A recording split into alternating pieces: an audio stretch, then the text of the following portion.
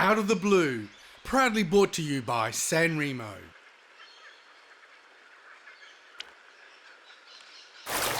Another surprise! Out of the blue. You want that with fries? Out of the blue.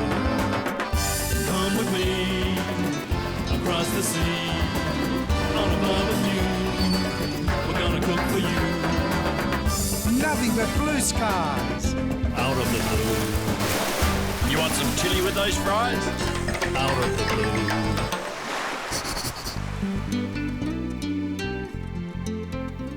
You know, we're blessed here in South Australia with our beautiful wine regions and wineries. Believe me, there are heaps to choose from. Today, we are somewhere very special, Seppeltsfield in the Barossa Valley. And it's special because it's no longer a winery. On today's show, we explore this incredible location and all the goodies it has to offer. The chef from Fino is going to share his delicious garfish recipe with us. And we dish up a fabulous pasta dish for all occasions. But first, it's over to Warren Randall, the driving force behind this amazing transformation. South Australia established and proclaimed by the English as a free colony in 1836. It's the reason our basketballers are called the 36ers. And 15 years later, only 15 years later, the Seppelt family started building this magnificent estate at Seppeltsfield. About 1847, the Seppelt family landed in Adelaide from Silesia, from Woltersdorf in Germany, which is now actually Poland after World War II. They left because of religious persecution. So these were hard-working, clever, successful, industrious people. And the Seppelt family had run a very successful vertically integrated tobacco business. So they grew tobacco, they harvested that tobacco, they made cigarettes and cigars and snuff. They landed here and they initially landed in Clemzig. Within 2 or 3 years decided they wanted to get out of the city and to start being farmers again. And they'd bought seed with them. I'm not sure if that went through Australian quarantine at the time, but they bought tobacco seed with them. Joseph Seppelt in 1851 bought 80 acres for £1 per acre. Right here, right where we're sitting now. And over the next few years, they started developing a mixed farm. They had dairy cattle, they had beef cattle, they planted vineyards, they had pigs, they had sheep. So it really was a mixed farming enterprise. And then over a period of time, it became clear that grapes were a successful crop to grow in the Barossa Valley. The climate was perfect for high quality red wine. Benno Seppelt, son of Joseph, a great entrepreneur, established Seppeltsfield's signature tawny port. In 1878, he declared, we are laying down one puncheon or 500 litres of tawny port from the 1878 vintage to commemorate the completion of cellar number 1 at Seppeltsfield. And remarkably, he said, we will not open or touch this barrel for 100 years. It was Benno Seppelt's decree.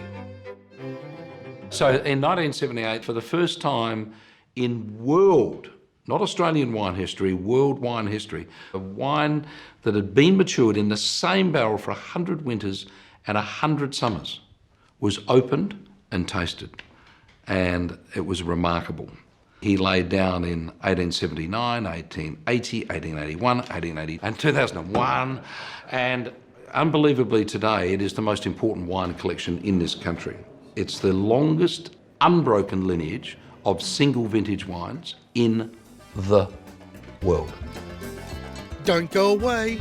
After the break, Michael and I cook a fabulous swordfish recipe with rigatoni.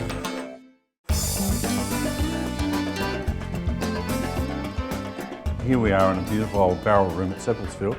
With a couple of barrels in a barrel room. I think we fit pretty well, actually. And today, Michael, we are cooking a swordfish ragu with rigatoni. First of all, a beautiful pan like that and plenty of olive oil. Put it on there. The next ingredient, just garlic pieces like that. These are chili flakes. These come in a jar. And Michael, just before you do your fish, yes, anchovy, about 6 or 8. Fantastic. Right, way to go. Now, I'm Garlic. going to do 2 steaks, right? So there we are, because I've got to cube them. The beauty about swordfish, it'll hold firm. All right, Mickey, I've got the fish. I'll put it in the bowl for you. Okay, and this is looking pretty good. Yep. The anchovies dissipated in the oil. And that's the beauty about it. And you can smell the garlic. It's just sensational. There's your fish. Okay, put that in there. There's that lovely swordfish. So how long would this swordfish take to cook? I can see it sort of going a Yeah, whitey we want to colour. get a little bit of colour, like it's a bit of brown colour, because then it's going to sit in the sauce. But I reckon 3/4 cook it, Mickey. Okay. Now, Michaeli, a little bit of deglaze. Yes. Just, I don't think you need a lot, do you? No, just to get it You reckon through, that's because you're about going to it? lose the alcohol. That is perfect, because it's going to cook for another few more minutes. Okay. With the tomato sauce, so you don't want to overcook it. And also you want to keep the texture of the fish. If it gets too floury, it breaks up. And also the appearance. Don't forget we eat with our eyes. So you still want those cubes to be very visible in the pasta. Okay, can you pass the olives? I'll just scoop them out. It doesn't matter if you get a bit of oil. No, bit of oil would be lovely. Oh, look at that. A couple more. Yeah, that'd be beautiful. They are beautiful quality. This is with Vast Virgin, which is here in Seppeltsfield with their range of products. Michael, look at that. Oh, that's perfect. Look at that. Limone, Just a little bit there. good generous style pepper. And now for the rigatoni. A little bit of oregano, not a lot. Just That's fresh. That is super fresh. Beautiful. Okay. This is really a Mediterranean dish. It isn't is. Look. Cooked here at Seppeltsfield, Yep. right in the middle of the Barossa Valley. That is sensational. Like a little bit Michael. more oregano? Yep, A bit more for colour? yep. Rigatoni, Michele, with swordfish ragu. Ah, beautiful. You've done it again. Thank you, Mickey.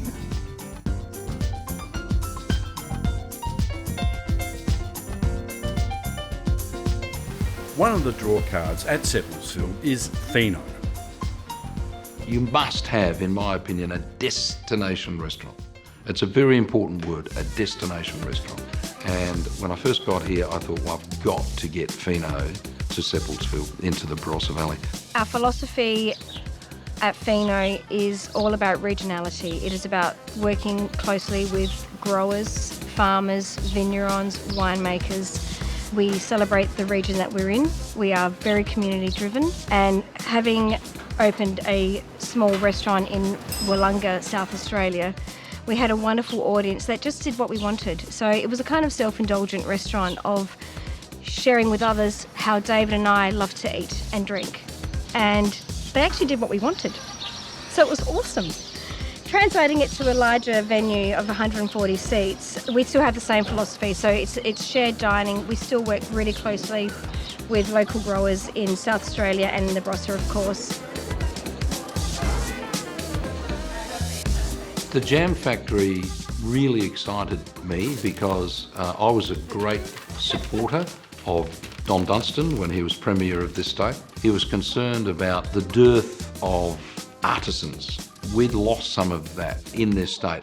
So he started the Jam Factory to bring in international artisans to train South Australians. The Jam Factory's first regional studios and retail outlet is at Seppeltsfield in the Barossa Valley. Over the years, I interviewed so many different people with different professions, but never a milliner.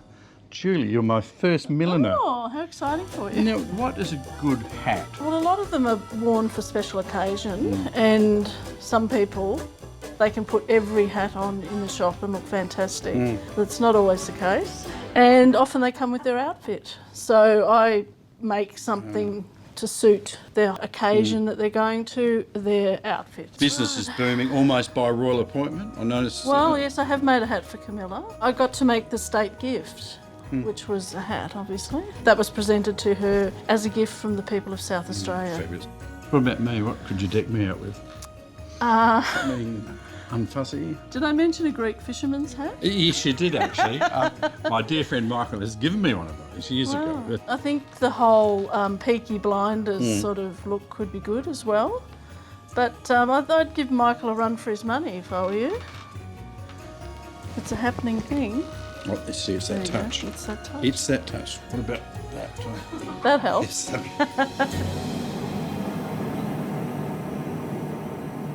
Barry, your passion for knives, being a house painter, where did it come from?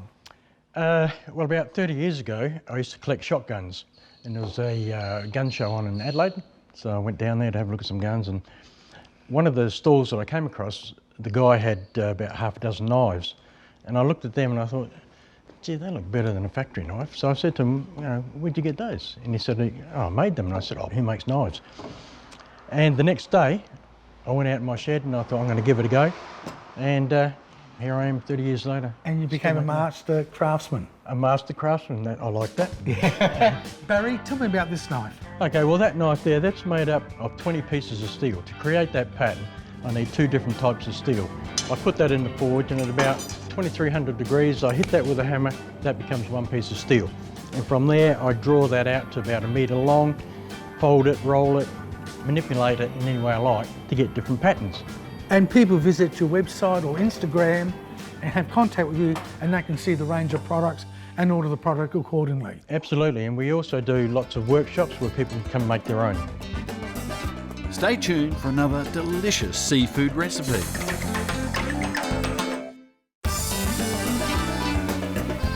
Sharon and Sam from Fino are really keen to share a recipe with us, and I'm not going to say no. What are you cooking today, Sam? Today, Sharon, we're going to cook some beautiful local garfish. That's fantastic. Pan fried very simply, and we're going to finish it in a sizzling cazuela with some confit leeks. Finish with a little very light salad, some leaves, some radish, and some beautiful Riverland capers and pickled caper leaves. To start, I've got a hot pan here to get the fish going. It's just starting to smoke a little bit. I'm just dusting the fish in a little bit of Durham wheat flour. Bit of olive oil. This is actually just vegetable oil. It's not going to go in the final dish. Gently just placing the fish in the pan. And so you don't flour on the inside? No flour on the inside. It's very important to know. Just a little bit of seasoning. I've got the fillets left with the head on. Brilliant. And you'll see in the final dish, it just gives that feel of a whole fish without having to deal with all the bones. While that's happening, I've got a cazuela here, which is a Spanish terracotta They really dish. hold that flavour in, don't they? They do hold the flavour, they hold the heat. Warmth and the heat, yeah. And what we're looking for is the opaqueness of the flesh, trying to balance the heat so that I'm going to get a nice crisp golden skin. Yep. Confit leek. So this has all just been cooked out with olive oil. Yep. Slow cooked with olive oil. And then I've just added a bit of anchovy sauce to season it. Why anchovy sauce? For salt or? For the salt, and also it just gives some depth. So I'll turn that up. We're going to get that nice. That's looking fantastic now. And I'm just going to add a touch more olive oil to that. So we do want that bottom of that dish to be quite oily. You can see we've got a nice golden colour. Fantastic. So very gently, I'm just going to turn that fish Oh, I see. over onto the leeks. And what's going to happen now, that other side of the fish, they just need a little bit more cooking. Yep. That's just going to finish off with the heat of the leeks and the cazuela. So just a bit of seasoning on top. We can finish that with a touch of lemon. So we can just let that cook gently while I finish off the salad. So here I've just got some rocket leaves, some dill, a little bit of radish. Yep. Which I'm just And going is to it all shave in that locally bowl. grown? Locally grown. If your radish leaves are Nice baby nice leaves, and put them in. fresh like that, we Yeah. can pick a few of those in the Are they quite the peppery? final dish. They are quite peppery. And then we've got that pickled capers, light salad, and it's really just, a lot of it is about the balance. So it's a Fino dish. It's a very Fino dish. A little bit of salt, Simple, a little honest. bit of lemon, It's a little bit of fantastic. olive oil. And that's still cooking. You can hear it in the cazuela. Yeah, it's still cooking, so you can leave it a little bit undercooked on that side, and it will keep cooking all the way to the table. That's fantastic. So you do have to keep that in mind. So we'll just give this a little toss, and then just... It's really just about the simplicity and those flavours, Yeah. isn't it? Yeah. Yeah. It's fantastic. And that's the dish. Well done. That's very simple. Michael, Oh, Sharon, that looks amazing. buon appetito. Every ingredient from South Australia. Beautiful South Australian garfish, South Australian radishes. South Australian capers. And capers too. Absolutely. Excellent. Buon appetito. I think a little bit. It's a shame to disturb it there. And some Seppeltsfield vermentino. Ah, Sharon, thank you very much. Salute. Gracias. Well, the vermentino is just perfect for this garfish. I'll just have a little taste first and then... Oh, that's amazing. Taste the leeks. But the Vermentino, it's a very old grape variety from Sardinia, originally in Italy. There's a small parcel of Vermentino growing here on the valley floor, which Seppeltsfield use for their Vermentino. Floral aromas, I can smell jasmine, hints of bergamot orange. It is just fabulous.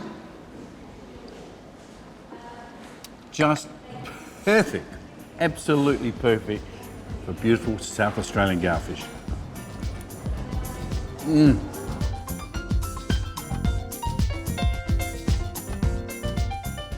Owen and Beck Andrews are a very important part of our tourism village. They have a superb business, Owen Andrews Catering. Owen and Beck have gone back and studied the food history of the Seppelt family at this beautiful estate, and they're recreating it. This prosciutto has been hanging in the cellars for 14 months and it is ready to be consumed. And this is the finished product here. This is the finished product. Oh, look at that. This first one here is the pickled palm dates. So our kitchen was one of the first kitchens that I know of to make the Seppeltsfield palm dates edible, because they grow completely inedible. We used the English technique of pickling them, and they are magnificent. We had His Royal Highness Prince Edward here for lunch a month ago, and on top of his steak, he had pickled palm dates. And do you eat them? He certainly did, and it's one thing I love about Seppeltsfield, that we can continue to tell the food story, but then add to it. And so that's one of my favourite things we produce. We have a range of providore. Every product has a story to tell about the history. Obviously, Seppeltsfield has an incredible port store, and this very building, which houses our kitchen now, but it was built for the release of the Paratoni.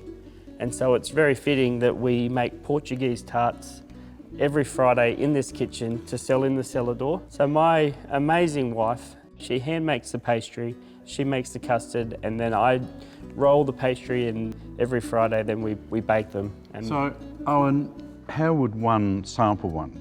Would one take a glass of port first? Absolutely.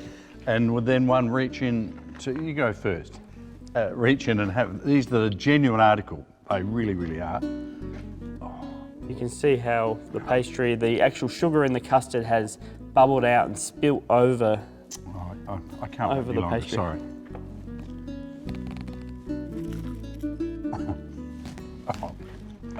No, you've got to wash it down. They are amazing, seriously. You know, you hear people on television when they have food go, yeah, beautiful. These are sensational. They are amazing. I encourage everybody to come here on Friday and try them for themselves. After the break, we travel in style around the grounds of Seppeltsfield.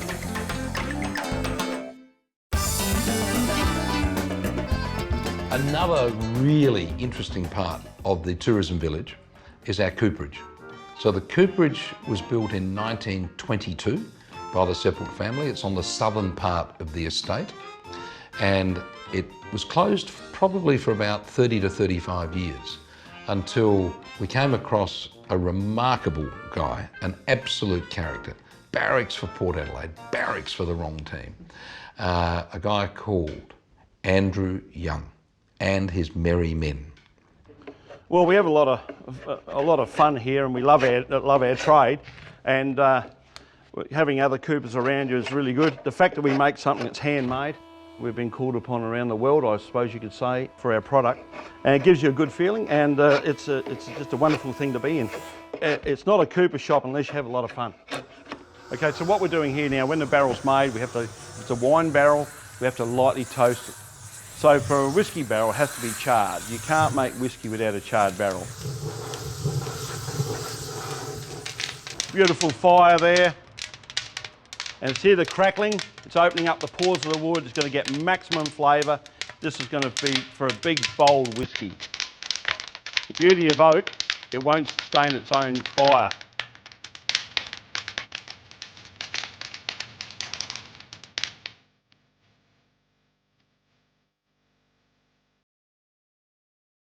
Bass Virgin is the most recent partner in our tourism village, and they're a fantastic company. It's a wonderful story in itself because their children, one of their sons, had terrible skin rashes, and they tried everything medically to get the eczema under control.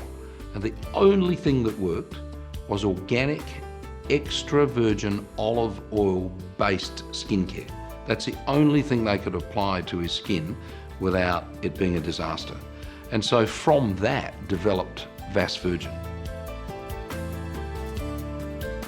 Vas Virgin have a great range of olive oil based products, and you can get to choose your own mix, and you can even do classes.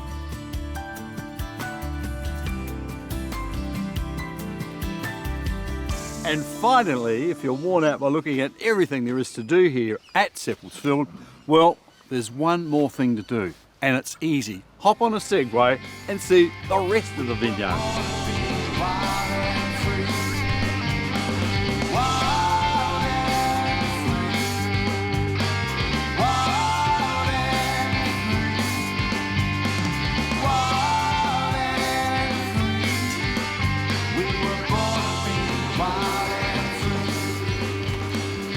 Hey Nicky, that was a lot of fun, wasn't it? Oh, Mike, it was fantastic. Cindy, thank you very much. That's okay. Shane, thank you. Well, I hope you've enjoyed our little adventure around Seppeltsfield as much as I have. It really is an iconic and historic part of Australia. Well, what better way to finish than to have my birth year port and a beautiful crema catalana. But until next time, see you later.